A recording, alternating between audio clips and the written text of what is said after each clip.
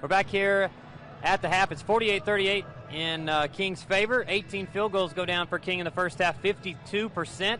7 of 14 from 3. You'll take that any day if you're the Tornado. How about the bench points as well? 21-4 in favor of the Tornado, also winning the battle on the glass. All right, we are privileged to have Holly Warlick with us here at halftime. Again, her nephew Jordan plays for Converse. Welcome in to Bristol. Well, great to be here. I love Bristol. Want to talk a little bit with you about what you're up to these days. I am actually doing some commentating for ESPN. Okay. And just enjoying life right now. Yeah. And it's kind of been fun to just be off and kind of hang around my family and get to come to these games. Sure. And, so. Say a lot less stressful these days for you, isn't it? Very much so. not any stress at all. Sure. Well, that's great. Good to be talking to a fellow broadcaster here tonight. Well, I don't know. I'm new at it, so you've too. got a lot of more history. I am than too. I do. It's all good. We'll learn together. I wanted to ask you a little bit about your experience as a player, of course, for Pat Summitt, not only at the University of Tennessee, but in the Olympics as well, and then eventually getting to coach alongside Pat, and coaching in the Olympics. Well, what yeah. are some of your favorite accomplishments as a player and a coach? Well, a player, I just appreciate the opportunity to get to play. I got a track scholarship and walked on, and Pat gave me that chance.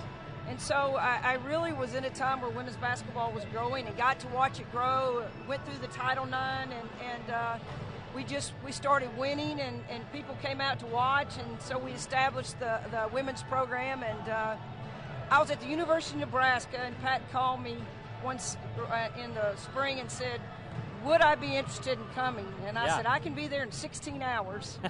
So I came to Tennessee in '85 and was there till 3 years ago. So got a chance to obviously coach with Coach Summitt, and just the lessons I've learned, just outside of basketball, just life lessons that you try to instill in your players. Sure. And so, every day was fun, and not too many people can say they loved what they do, and I love to coach basketball. Can you give us your best Pat story that we can share on the air here? Oh, gosh. Wow. Sorry to put you on the spot. Any of them will do. I know I know you have a bunch of them. Well, I know Pat was notorious.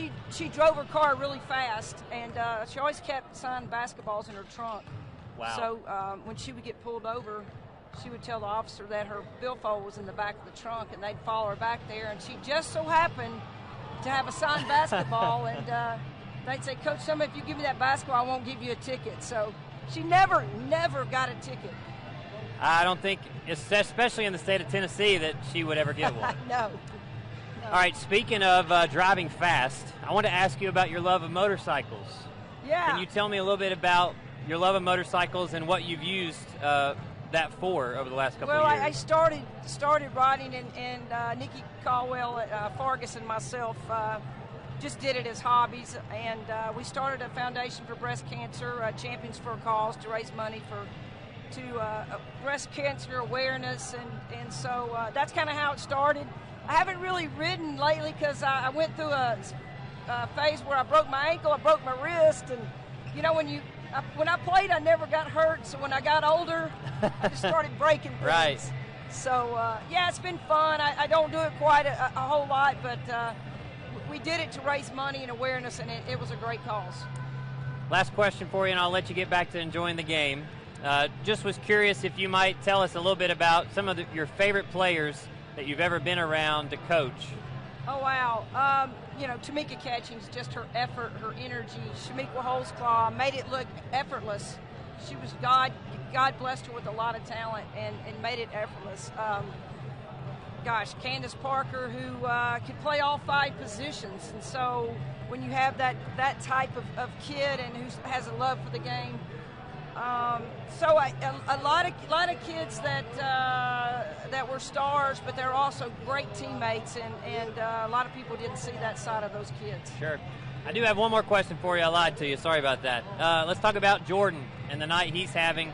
Yeah. What does it mean to you to be able to see Jordan out here competing and What's some of the advice you've given to your nephew over the years about his game? I'll tell you this much: he's a lot better shooter than I ever thought to be. Here's what I love about Jordan: he loves the game, and he gets in the gym all the time. And so his shot just doesn't happen. He puts in a lot of work, and he wants to play. He has a talent. But he generally has a really true love for the game, and I love to watch him compete.